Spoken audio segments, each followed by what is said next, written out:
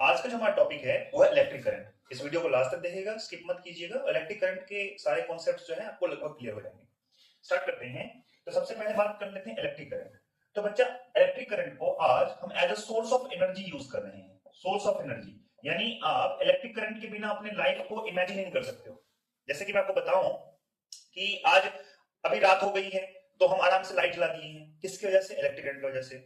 ठंडी का मौसम है तो आप हीटर चलाते हो, इलेक्ट्रिक करंट। गर्मी में आप पंखा चलाते हो, एसी चलाते हो, है ना, कूलर चलता है आपका। ड्यू टू इलेक्ट्रिक करंट ये पॉसिबल है ना। जो भी आप देखते मोबाइल चार्ज कर रहे हो, इलेक्ट्रिक करंट की वजह से ही ये पॉसिबल हो रखा है।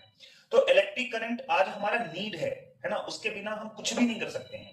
अगर कुछ देर के लिए इलेक्ट्रिक करंट गुल हो जाए ना तो हमें बहुत परेशानी हो जाती है। बड़े बड़े इंडस्ट्री जो है इलेक्ट्रिक करंट के कारण से ही चल रहे हैं, है ना। उस पे जो मशीनें वगैरह हैं, या फिर आप कॉर्पोरेट की बात करो, जो एमएनसी कंपनी, यहाँ पे बहुत बड़े बड़े कंप्यूटर सिस्टम लगे हुए हैं जहां पे कोडिंग होता है, वो सभी इलेक्ट्रिक करंट की वजह से ही पॉसिबल है। तो इलेक्ट्रिक करंट आप कह सकते हैं कि आज हमारे लाइफ का जो है एक पार्ट बन चुका है, अंग बन चुका है।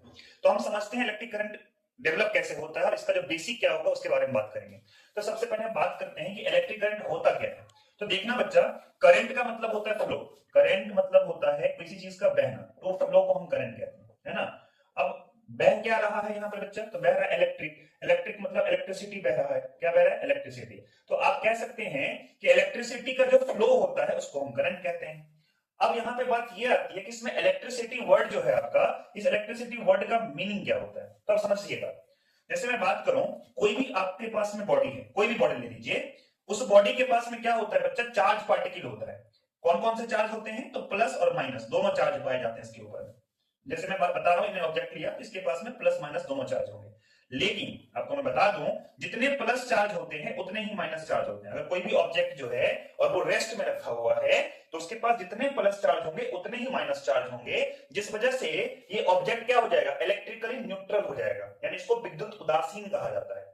क्योंकि आप देख सकते हैं प्लस माइनस कट जाएगा, माइनस प्लस कट जाएगा, तो ये उदासीन हो गया, ये बिहेव नहीं करता है चार्ज की तरह। लेकिन जब इसी ऑब्जेक्ट को मैं रब करना स्टार्ट करूं, घिसना स्टार्ट करूं, तो फिर क्या होता है बच्चा? इस ये या तो आप एक प्लस चार्ज को क्या कर देगा? लूज कर देगा, या माइनस चार्ज को लूज कर देगा, है ना। अब मान लीजिए कि आपने इसको रब किया, ये आपका जो है मतलब ये ऑब्जेक्ट है, इसको आपने किसी चीज पे रब किया, तो रब करने पे अगर इसने एक प्लस चार्ज को लूज कर दिया तो आप देखिएगा प्लस था, माइनस था, और इन्होंने कहा एक प्लस चार्ज को इसने लूज किया, तो प्लस माइनस काट करके ये आपका जो ऑब्जेक्ट होगा वो क्या हो जाएगा? नेगेटिव चार्ज हो जाएगा, यानी इस पे एक माइनस चार्ज अपीयर हो चुका है। आपको मैं एग्जांपल बताता हूं, आपने एक एक्सपेरिमेंट किया होगा। जैसे आप कंघी से अगर अपने बाल को रब करेंगे तो उसके बाद कंघी आप देखोगे कागज का छोटा टुकड़ा होता है, उसको भी अट्रैक्ट करता है। कैसे पॉसिबल है? आप अगर सिंपल कंघी को पहले अगर टच करवाओगे कागज के टुकड़े से तो वो अट्रैक्ट नहीं करेगा। अचानक रब करने के बाद ऐसा क्या हुआ कि वो कंघी जो है वो कागज के टुकड़े को अट्रैक्ट कर लिया? कुछ तो जरूर हुआ होगा ना वहां पे। तो जो आपका कॉम्ब है ना, जब आपने उसको रब किया अपने बालों पे, तो उस पे एक चार्ज, उस कॉम्ब पे एक चार्ज पार्टिकल अपीयर हुआ, जिस कारण से वो कॉम्ब एक कागज के छोटे टुकड़े को अट्रैक्ट करने के काबिल हो रखा है। आपने देखा होगा, मतलब क्या कहते हैं, जब किसी चीज को हम घिसते हैं, है ना, चाहे आप एक एमोनाइट का रॉड ले लीजिए, अगर एबोनाइट का रॉड इनिशियल स्टेज में रहता है तो वो इलेक्ट्रिकली न्यूट्रल रहता है, विद्युतीय उदासीन होता है। लेकिन जैसे ही आप इसको घिसना स्टार्ट करोगे तो उस पे क्या होगा ना, एक चार्ज अपीयर हो जाएगा। और आप देखोगे जब एबोनाइट के रॉड को अगर किसी सिल्क के कपड़े के कांटेक्ट में लेके आ जाए, दूर से ही उसको अपनी तरफ खींच लेगा। क्यों? क्योंकि उस पर एक चार्ज पार्टिकल अपीयर हुआ और वह एक इलेक्ट्रिसिटी की तरह काम करना स्टार्ट हुआ। वैसे बहुत सारे एग्जांपल है। अभी ठंडी का मौसम है, आपने इस चीज को देखा होगा, जब थोड़ी सी धूप होती है, ठंडी भी है, तो आप अपना स्वेटर जब खोलते हो तो वहां पे चरचर की आवाज आती है। यानी चरचर की आवाज कैसे आई? तो बच्चा, जो स्वेटर जो है वो वूल का बना हुआ है, ऊन का बना हुआ है, और ऊन क्या होता है, आपकी जो स्किन है उसके साथ रब होता है। जब इसको खोलते हो ना तो स्किन चूंकि रब हुआ, रब होने के बाद स्वेटर पे चार्ज पार्टिकल अपीयर होगा, जिस कारण से वो चार्ज पार्टिकल कैसा करेगा, जो आपके ये होते हैं रोए, रोम रोम यानी बम्प्स जो होते हैं उसको खींचता है अपनी तरफ, जिस कारण से उसमें चिंगारी सी निकलती है। तो इसी कारण से वो चिकचिक की आवाज आती है आपके पास में। तो आप कह सकते हैं कि कोई भी ऑब्जेक्ट इलेक्ट्रिकली न्यूट्रल है, लेकिन रब करने के बाद क्या होता है, उस पर एक चार्ज अपीयर होता है। अब ये उसके नेचर पर डिपेंड करेगा। कुछ पार्टिकल जो होते हैं, कुछ ऑब्जेक्ट जो होते हैं, वो या तो प्लस चार्ज को क्या करेंगे, लूज कर देंगे, या फिर माइनस चार्ज को लूज करेंगे। समझ रहे हो ना? तो वो उसके अपने नेचर पर डिपेंड करता है। तो ओवरऑल हम कह सकते हैं कि कोई भी ऑब्जेक्ट इलेक्ट्रिकली न्यूट्रल होता है। अब आगे ध्यान देते हैं इस पे। तो किसी कारणवश मान लीजिए कि एक ऑब्जेक्ट है, इस ऑब्जेक्ट पे चार्ज अपीयर हो गया। क्या हो गया बच्चा? चार्ज अपीयर हो गया। अब मुझे क्या करना है, इस चार्ज को किसी दूसरे ऑब्जेक्ट में फ्लो करवाना है, बहाना है। तो मैं क्या करूंगा, इस ऑब्जेक्ट को इस चार्ज के साथ में मैं एक कंडक्टर को जो है ना कनेक्ट कर देता वायर मैंने कंडक्ट कर लिया। अब देखो बच्चा, कंडक्टिंग वायर एक यहाँ पे नया कॉन्सेप्ट आपके लिए होगा। कंडक्टर क्या होता है समझो। कंडक्टर एक ऐसा मटेरियल होता है जो अपने से होते हुए किसी चार्ज को फ्लो करने दे, यानी चार्ज के फ्लो को अलाउ करे, उसको हम क्या कहेंगे, कंडक्टर कहेंगे। तो कोई भी ऑब्जेक्ट कंडक्टर तभी कहलाएगा जब वो खुद से होते हुए चार्ज को जाने देगा। अगर वो चार्ज को जाने से मना कर देता है, बोलता है कि तुम मेरे से इंटर नहीं कर सकते हो, तो उसे हम इंसुलेटर कहेंगे। अगर चार्ज को अलाउ करता है कि नहीं तुम जा सकते हो मेरे से होते हुए, तो उसको हम क्या कहेंगे, कंडक्टर कहेंगे। तो समझते हैं बच्चा। तो ये हमारा एक चार्ज पार्टिकल था जो कि चार्ज हो चुका है। अब अगर मैं क्या करता हूं, इसको कंडक्टिंग वायर से मैंने दूसरे ऑब्जेक्ट में कनेक्ट किया, तो चार्ज क्या होता है, फ्लो होना स्टार्ट होता है। तो समझना, यहां पर हम कहेंगे the quantity of charge, the quantity of charge flow in 1 second या flows in 1 second is called electric current, is called electric current. मतलब समझिएगा डेफिनेशन में क्या दे रहा हूं।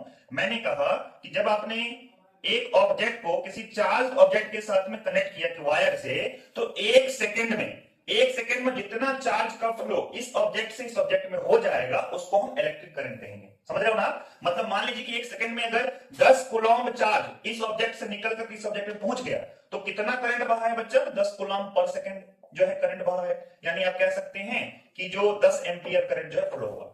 अगर 1 सेकेंड में 25 कूलॉम्ब चार्ज इधर से इधर चला गया, तो आप क्या कहोगे, 25 एम्पियर करंट फ्लो हुआ है।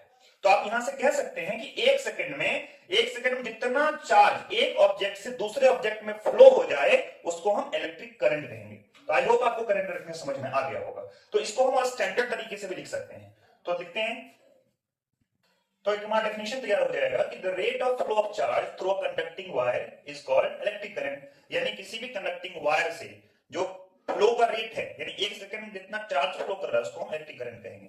तो यहां से एक इलेक्ट्रिक करंट का फॉर्मूला निकल जाएगा, करंट इक्वल्स टू क्या होता है, चार्ज अपॉन में टाइम होता है। ठीक है। अब देखो बच्चा, इसका जो है यूनिट डिसाइड कर लेते हैं हम लोग। देखो हर चीज का यूनिट होता है, यानी कोई भी अगर मान लीजिए कि फिजिकल क्वांटिटी है, तो फिजिकल क्वांटिटी की मेजरमेंट के लिए एक यूनिट होगा। जैसे अगर लेंथ को मेजर करना है तो आप मीटर, किलोमीटर, सेंटीमीटर मापते हैं। वैसे ही अगर मास को मेजर करना है तो केजी में मापते हो, टाइम को आप सेकंड में मापते हो, फोर्स को न्यूटन मापते हो। तो हर एक फिजिकल क्वांटिटी का एक यूनिट होता है। तो ऑब्वियसली बात है, करंट का भी यूनिट होगा। तो करंट का क्या यूनिट होता है, उसको देखने से पहले हम चार्ज के बारे में बात कर लेते हैं। तो देखो बच्चा, चार्ज के बारे में कूलॉम्ब ने जो है सबसे पहले पता लगाया था। इसीलिए चार्ज का जो मात्रक का यूनिट है वो कूलॉम्ब के नाम पे ही रख दिया। तो यहां पे आप लिखोगे एसआई यूनिट जो होता है, एसआई यूनिट ऑफ चार्ज, ये हो जाता है कूलॉम्ब, इज कूलॉम्ब। इसी के नाम पे रखा गया जो इसके खोज करता थे।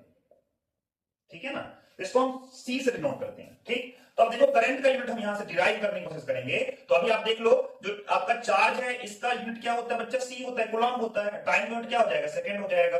तो एसआई यूनिट जो है, एसआई यूनिट ऑफ करंट जो हो जाएगा, ये हो जाएगा आपका कूलॉम्ब पर सेकंड हो जाएगा। क्या हो जाएगा, कूलॉम्ब पर सेकंड। और इसको आगे और समझते हैं। तो देखो बच्चा, करंट के बारे में पता लगाया था एम्पियर ने। एम्पियर एक साइंटिस्ट था जिन्होंने पता लगाया था, और उन्हीं के नाम पर में करंट का यूनिट रख दिया गया। जैसे चार्ज का यूनिट कूलॉम्ब के नाम पर रखा गया खोजकर्ता के नाम पर में, वैसे ही करंट के जो खोजकर्ता एम्पियर है, उन्हीं के नाम पर में करंट का यूनिट डाल दिया गया। तो हम कह सकते हैं कि ऐसा यूनिट ऑफ करंट जो हो जाएगा वो क्या हो जाएगा बच्चा, एम्पियर हो जाएगा। क्या हो जाएगा, एम्पियर। इन ए से डिनोट करते हैं इसको। क्लियर हुआ कि नहीं। तो आप कह सकते हो कि 1 एम्पियर करंट बराबर कितना हो जाएगा, 1 कूलॉम्ब पर सेकंड। यानी अगर आप एक एम्पियर करंट की बात करते हो, तो इसका मतलब ये हुआ कि 1 सेकंड में 1 कूलॉम्ब चार्ज किसी वायर से फ्लो किया है ना।